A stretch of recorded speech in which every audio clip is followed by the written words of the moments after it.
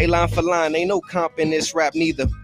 You waiting line for line and keep doing numbers. I gave them the game, trust we lit for the summer. Got doctors and artists and athletic speakers. Come learn from my come up, I'm better than people. I'm in love with the grind, I'm in love with the culture.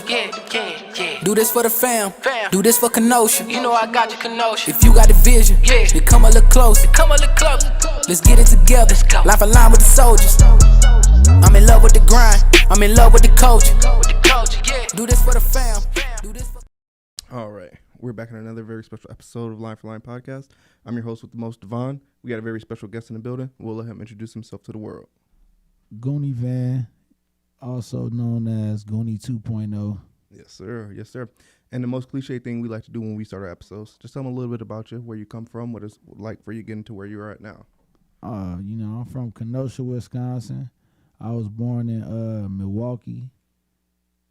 And just tell us a little bit about the music, how you got into that. Well, I was like 11, and my mom's old friend, he's still my big homie too, Ojilla, Otis Dampier, he started me rapping. He had went to prison. He had started me rapping before he went to prison. He had ghostwritten like 2 songs for me. And like when he went to prison, I just kept, I liked it. So like I just kept going with it. Mm-hmm. Who were some of your other influences who were like maybe famous or maybe not even famous, just bigger names? Back then, I'd say really it was football, Raphael, Big Mike Johnson. They was called BFG. Mm-hmm. That's from this area? Yeah, it was when we was kids, actually. Like, it was BFG, it was FOA,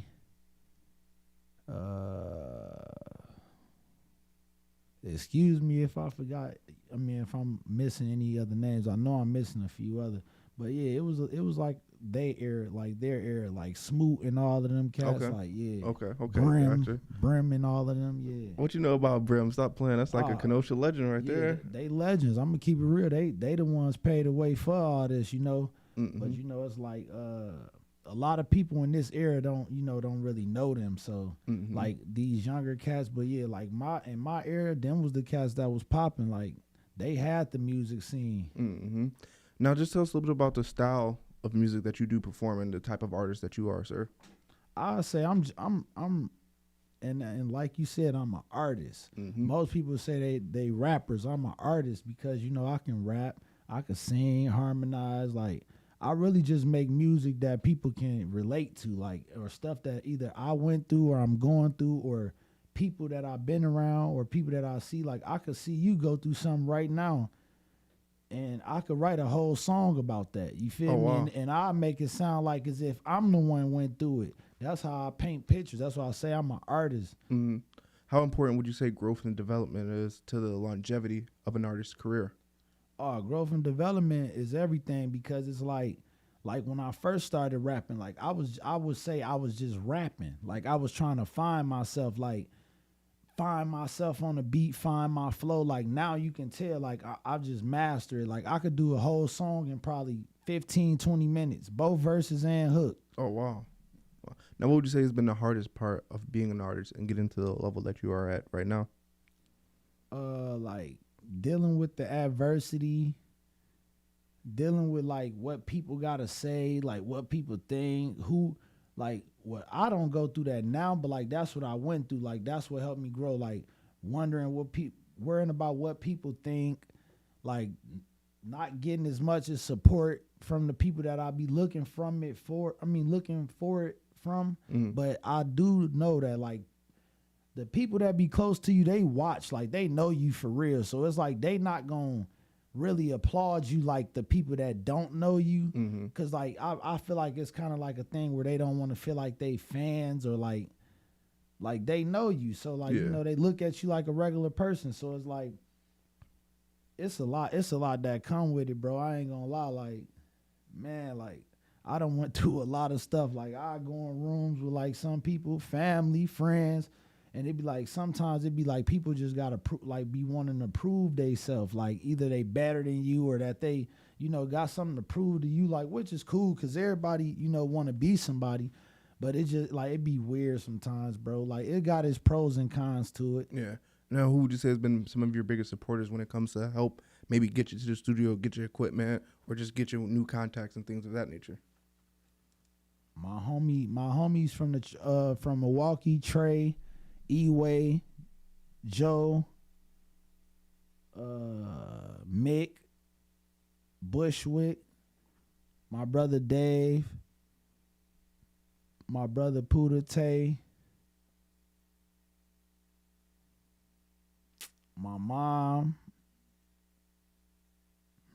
the producers I mess with, my video man, shout out CTM Films, like he helped me grow a lot. Like when I started shooting with him, I feel like that really boosted my stuff too. You feel me? Who did your music videos before that?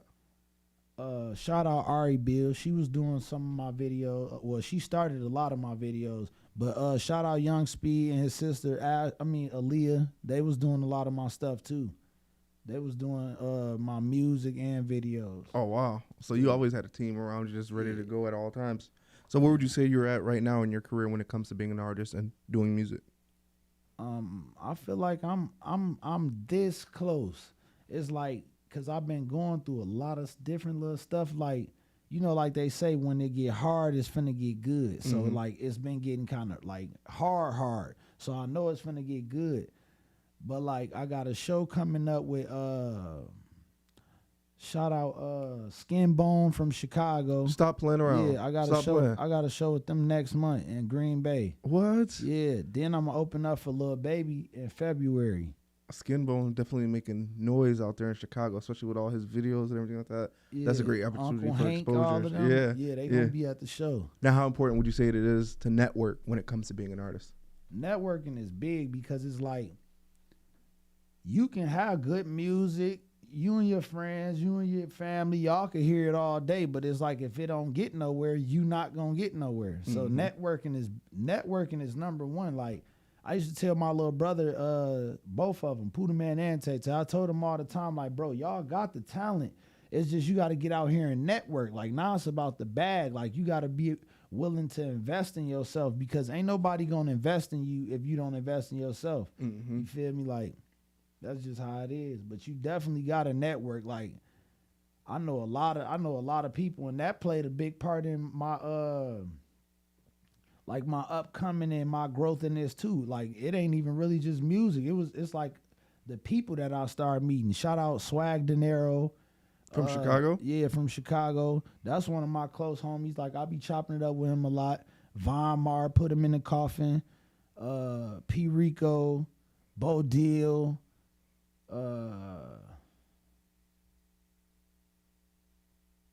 That's really it. Like as far as like the Chicago area.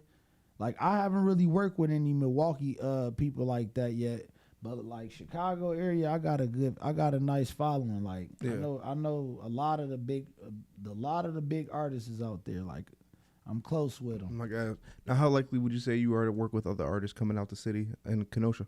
Oh, I'm all for it. I really will work with them before anybody because it's like that's where we come from. Like when people be like, "Oh, how's Kenosha?" Like how it is, that's our way of showing them. Like through our music, like we can tell them how we coming out here instead of like a lot of people be stuck on the Milwaukee wave, Chicago wave, how they rap. Like I feel like this is open for us to show them how we coming too because ain't nobody really talking about Kenosha. Most people are, I'm from the Mill or I'm from Chicago. Like this is like it's actually open for somebody to really take off because this gives you the time to tell them like what's going on in the K and you can rap about it. Like, yes, sir. Now tell us about your most recent project. Which one was that and how long has that been out? I just dropped one. It was called It's Time for the Purge. Key Swirl. That's the Apple Music one as well, Yeah. too. It's on Spotify as well? Yeah. Where else can they find that to listen to it as well? Tidal, SoundCloud, YouTube. What's that called? All of the like all the major platforms, like the music platforms. Tell us a little bit about the backstory of that project and what it meant to you. Yeah, like it was dedicated to my bro, Marquise Wallace. You know, he passed away. I don't really want to, you know, get into it, but it's like he passed away and it's dedicated to him. So it really came from the heart, bro. Like, and I got another one coming out. It's called Roy. Rookie of the Year is what it's called, but I call it Roy because that was bro nickname. That was Keith's nickname. And you know, like the first one was more of a like pain, like it was like hurt, and you know, like this one I feel like this is more of a celebration of his life, like, you know, giving like more of like who he was, and like he was a loving and caring and like a fun person, bro. So I want to bring that more like love and fun and like more real life stories, like not just too much down and like people just sad and listening to it. Like I want to turn people up too, because I know if he was still here, like even though I believe he is still here, but we just can't see him. That's how I always look at it. Like, but I know him, like he'd be telling me, "Look, bro, just keep going, bro. Keep going, bro. Don't stop, bro. You know, this got this motivation." And I can hear his words right now. Like he telling me that, like, bro, just keep going. Like it be hard. It be days, it be real tough, but it's just like that. This my story. This the story God gave to me. Like, yes, sir. It's just what it is. As we get ready to close out this phenomenal episode, what would be that piece of advice that you would like to leave to the young man who wants to become an artist, and tell him about the journey and the struggles that he may face? He or she, excuse me. You gotta have tough skin for one. Like, it's gonna come with a lot, like stuff you probably never heard, never been through. Like you can be like, man, this is weird. Like people acting weird, people acting different. It's just a transformation though.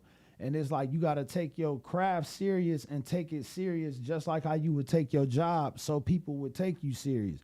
And it's like you gotta know too, you can't be out here doing what all the other people are doing when you taking yourself serious, because you can get blocked off. You feel me? Like you can block a lot of your blessings. Like I seen a lot of people that was in good positions, and then one night of partying or one night of doing something out of what you usually be doing to get where you trying to go, and it can mess everything up. So it's like you can't move like everybody. You got to know how to move, because you a target now. Like whether you know it or not, you a target now. Like people see good just like how you see bad. Like you can see somebody walk in this room and be like, oh yeah, that's negative energy.